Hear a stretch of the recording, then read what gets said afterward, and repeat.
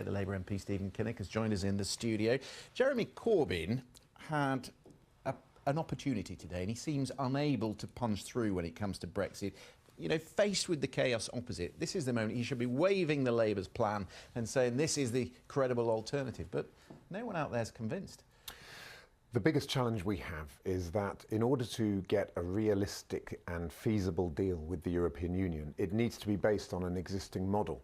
And both the Conservative Party and, I'm afraid, my party haven't come forward and said, here is the basic off-the-shelf model that works for the country.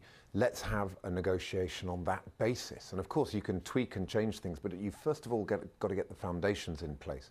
I think I've been saying for the best part of 2 years that the European Economic Area is the right place for our country to go. It's the only viable option for Brexit. And if we had that tangible, clear plan that the European Union would understand what we're actually talking about, rather than the government's white paper, which quite frankly is gobbledygook, and the lack of the plan on our side, that clear plan I think would really cut through and could also help to reunite our deeply divided country.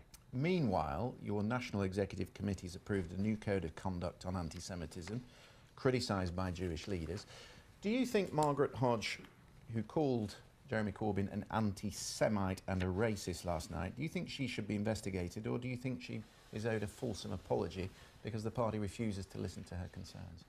So I think that we've got ourselves embroiled in a debate here which it was completely unnecessary. The IHRA definition of anti-Semitism is the right one to adopt, and we should simply adopt that. I think Margaret feels very, very strongly about this issue for perfectly understandable reasons.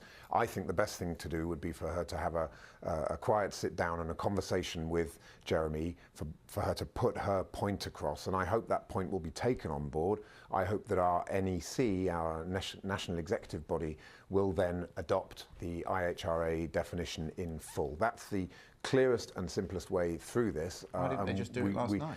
We've got into this situation where those who feel passionately about the government of Israel mistreating and abusing the human rights of Palestinians feel sometimes that they're not allowed to make that criticism because they then get accused of anti-Semitism. There is absolutely nothing in the IHRA definition that prevents you from levelling criticism at the government of Israel, something that I do on a very regular basis. So I think we just need to clarify that point and move on.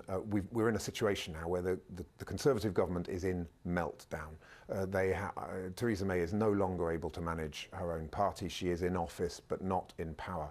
This is not the time for the Labour Party to be having a fight about something which could so easily be solved.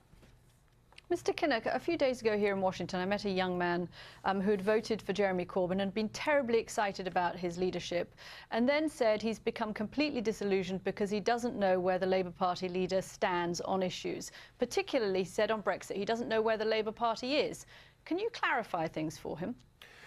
I think Jeremy has been on a journey, and it's been very good to see that we've signed up to a customs union. That is clearly good news for business. It enables frictionless trade, particularly in manufactured goods. But it isn't far enough. We also need to sign up to the European Economic Area, which would give frictionless trade in services as well, and would clarify so many of these issues around regulatory alignment. So I think it would be excellent if the party could sign up to that. And I think if we can come forward with a combination of the European Economic Area plus a customs union, that would give the clarity and the certainty that the country is desperately crying out for. And it would certainly help, I think, if our front bench could put that position forward. But I do have to say that the big difference between our party and the Conservative Party is I don't think we're driven by ideology on the issue of Europe. Our differences are more nuanced. What you're looking at with the Conservative Party now is an ideologically driven hardcore of Brextremists who are in fact running the country, and that's bad for democracy, it's bad for our parliament, and it's very bad news for the Prime Minister. Stephen Kinnock, always grateful for your time. Thank you very much.